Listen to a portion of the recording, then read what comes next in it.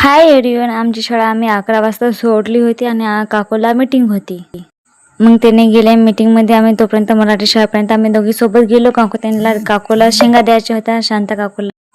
या दोघी तिघीला मीटिंगला जायचं होतं. मग त्यांच्यासोबत सोबत गेलो. मग गेले त्याने मीटिंगला.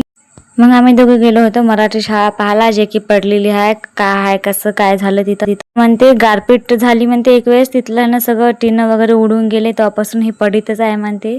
15 का 12 वर्ष होते वाटते या जागेला. ते असे खंडर होऊन विरान पलटून आहे. अंगणवाडी आहे ना, जिल्हा परिषदला जॉईन होणार आहे म्हणते. त्याचा जिहार येऊन आहे, आणखी काय लागू झाला नाही. काय माहिती नियम कधी लागू होते ते. 1 जूनच्या नंतर आहे ना मेगा भरती निघणार आहे अंगणवाडी सेविका आणि मदतनीसची. त्याच्याबद्दल काय माहिती पाहिजे असेल तर कमेंट करा. आणि माझ्या मैत्रिणीला पोस्टामध्ये काही काम होतं, तर मग तिच्यासोबत गेलो आणि तिलाच माझा थैला पकडायला लावला होता. मग निघालती मी घरी. माझा रोड लगेच उठला होता. तेवढ्यात आमचं पार्सल आलं. पार्सल उघडून पाहिले की ते असं निघलं तुटलं फुटलेलं. मग काय करायचं आता, हे रिटर्न करायचं म्हणलं. भेटू आता नेक्स्ट ब्लॉगमध्ये.